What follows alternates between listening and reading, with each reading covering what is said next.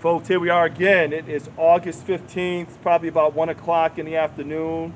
I'm here with Mike and Amanda. I just met Mike and Amanda a short while ago. They were at the community kitchen and they agreed to be on camera to do an interview. They have an interesting story that I want to get out. So I'm going to start by having them introduce themselves to the channel. My name is Mike. Originally, I'm from Waterbury, Connecticut, Brooklyn, Connecticut. And I'm Amanda, originally from Bristol. So Amanda, you got to care. Your voice is a little low, so can you talk up a little bit? I'm Amanda, originally from Bristol. Okay, so we got Mike from Waterbury and Amanda from Bristol. And what brings you to the Torrington? well, myself, years ago, I came out here with friends. We started partying. It was a little party town for us, bar hopping, things of that nature. Got Okay. into the, drug scene a little bit. Okay, all right. And Amanda, what brings you here?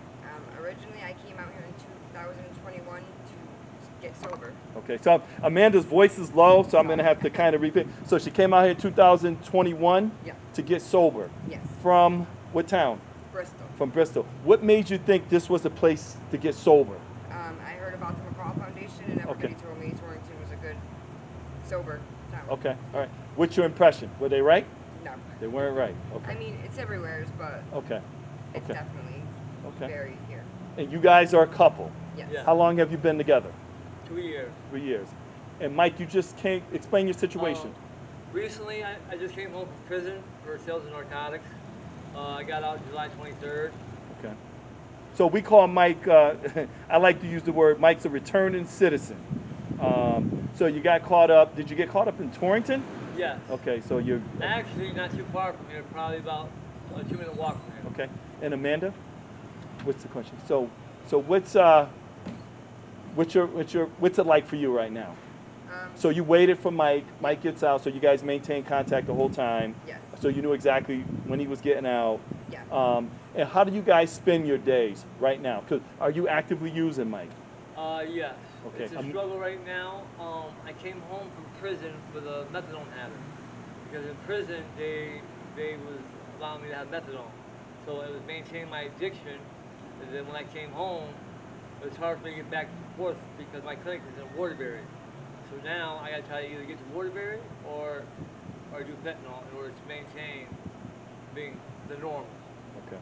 Yeah, so those that don't know, methadone is it's an opiate blocker, and you do, I know you're right, because they do offer methadone and Suboxone in jail.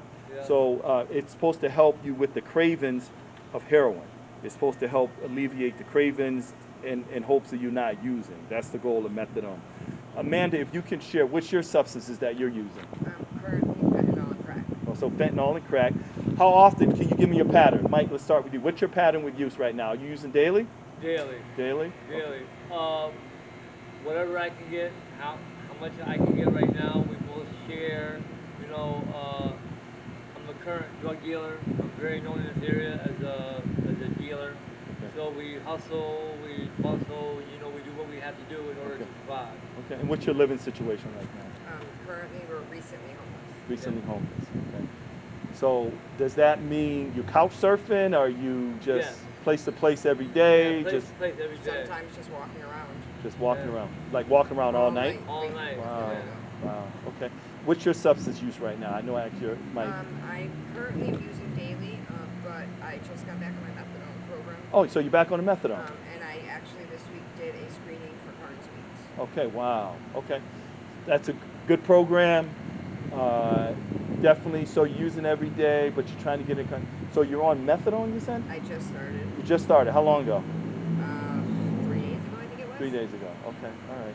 Man, stay with it. Stay with it. My goal in the end is to get clean from everything. Okay. So here's the question, $1 million question.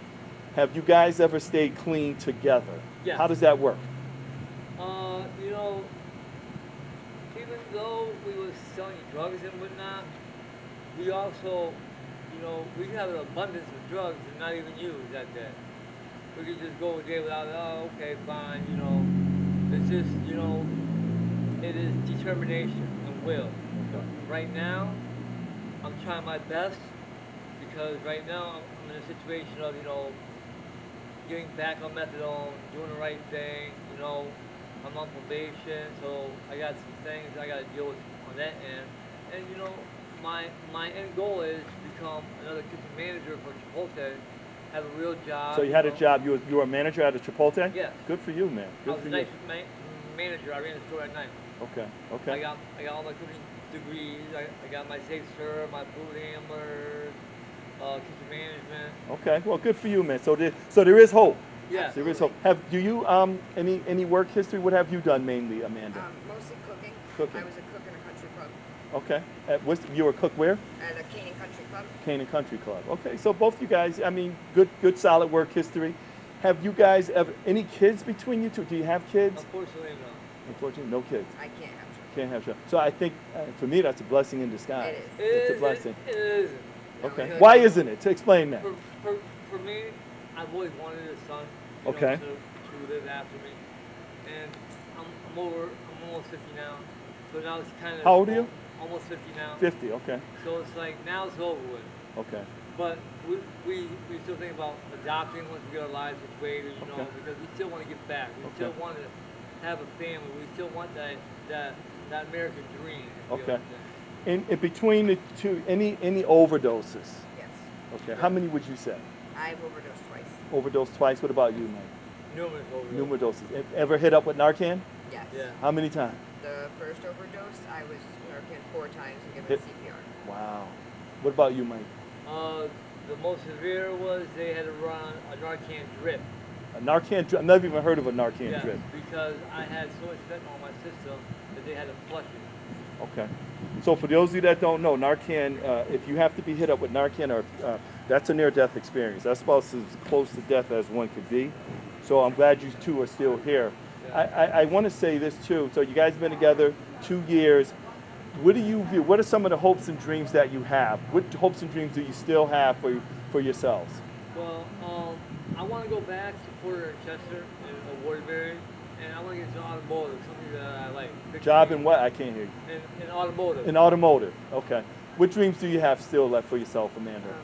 I want to go back to school and get a certificate to help once I get clean to help. Speak up, because I don't want to say it. Say it. Once I get clean is to get a certificate and help others. Help in what? Certificate in what? To like work with people in recovery. Wow. So there's a lot of information I can give you about that. They have recovery coaches. You get trained. It's all free. You just get signed up. Yeah, it's free. You got to be sober, but you could become a recovery coach. And there's people. They actually have recovery coaches that go into the jails. Just so you know, they have people that they get cleared. They're able to come into the jail and speak to people that are getting out that have addiction, and they kind of help be like a roadmap to help them. So that's something. It's a doable situation. That's realistic. That's realistic. So it's good to hear that both of you have goals for yourself. What's your routine for the rest of the day? Because it's only like 1 o'clock. You still got a lot To of. be honest with you, we're probably gonna find ways to support our habit and to just enjoy life together. You know, Okay. because walk around. Okay. We enjoy being around each other. Okay.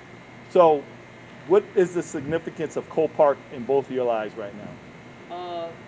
Sociably, you know, that's where everyone's at, you know, and we're like a family over there. Okay. We all look out for one another. We all know what's going on. It's like our own little community within inside the community. Okay. Also, So- it's a place to go without having to walk. Like to take a break from the walking around. So it's a place to go to take a break. What is the significance of Coe Park in terms of your using? It's easy to get. Let's Yeah. just put it Okay. like that. It's very easy and manageable to get. Okay. If you Okay. need something, you can go there. Okay. Because I lived in this town Yeah. 30 years. I raised 3 kids in And this everyone town. knows if you need something, you go to the park. So there you go. Bound to have it. Okay. All right. So man, a good interview. Again, I've never seen you guys at the park before, but you say you're there all the time. It's just recently started. Just missing each other. Remember, I just came home in July, so Okay. that's pretty much why. And Okay. I wasn't really out Okay. like that while he was gone. Okay. So yeah, I want you guys to be part of my YouTube family. I want to get your story out there. I mean, it sounds like you guys still have some goals, some aspirations Yeah. for yourselves. I like the fact that you said you want to help people in recovery. Oh, I love helping. And that's a realistic route for you, but it all begins with you having to get yourself together. Yes. But there is a route for you, and you can get paid to do it. I know people that do it. I would be a resource for you. If that's something, you get yourself together, I could be a part of that to help you get to where you need to get. The fact that you were a manager at Chipotle, you were productive people.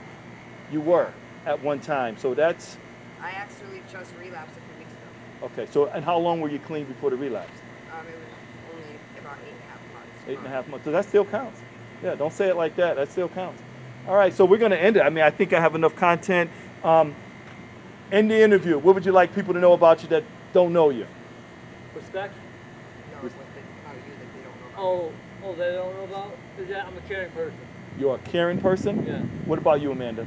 I guess just that, I've made bad choices, but I still believe I'm a good person. Okay. Amanda's voice doesn't carry well, but she says she's made bad choices, but she's a good person. So I just want to end on that note because I just want you to know, like, there is hope. It seems like you guys have hope. You just got to put some work into it. Got to work on your recovery. The fact that you're trying to get on methadone, it's a good thing. If you use it the right way, it'll help alleviate a lot of the cravings and things that's going on in your life. So I'm wishing you the best. I'm going to follow you. We'll get an interview in next week sometime. I'm going to give you my number. Let me know what's going on, and we'll take it from there. Again, if you like what I'm doing, people, please like and subscribe. This is the new addition to the YouTube family. Enjoy the rest of your day, folks.